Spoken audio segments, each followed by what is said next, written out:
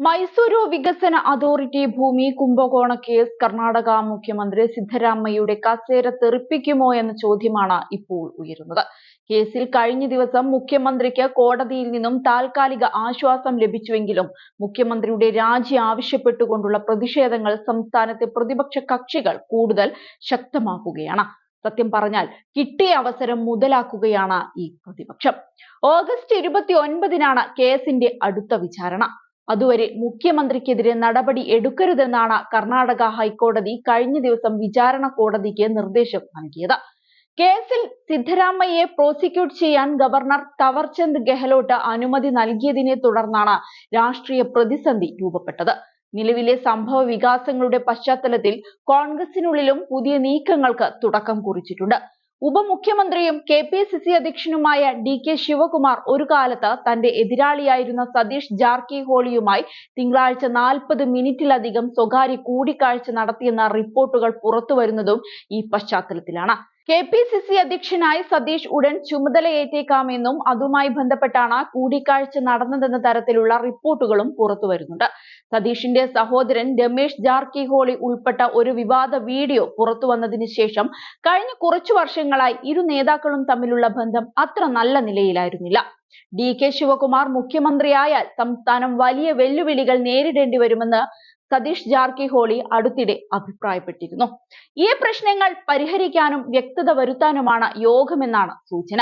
ബെൽഗാവി രാഷ്ട്രീയത്തിന്റെയും സഹകരണ ബാങ്കുകളുടെയും നിയന്ത്രണത്തെ ചൊല്ലിയുമായിരുന്നു ഇരുവരും തമ്മിൽ തർക്കം ഉടലെടുത്തത്.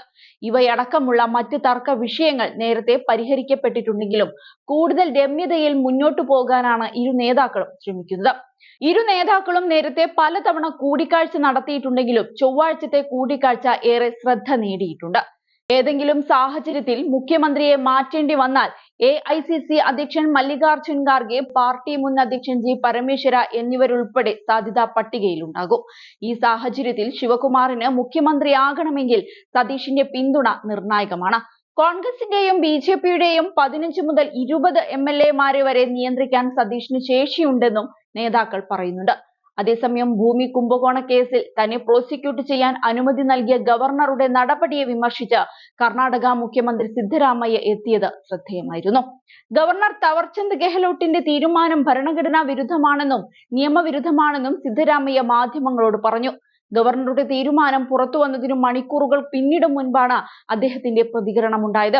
BJPയും JDSഉം ഉൾപ്പെടെയുള്ളവർ ചേർന്ന് ജനാധിപത്യപരമായി തിരഞ്ഞെടുക്കപ്പെട്ട സർക്കാരിനെ താഴെയിറക്കാനായി നടത്തുന്ന ഗൂഢാലോചനയാണിതെന്നും സിദ്ധരാമയ്യ ആരോപിച്ചിരുന്നു.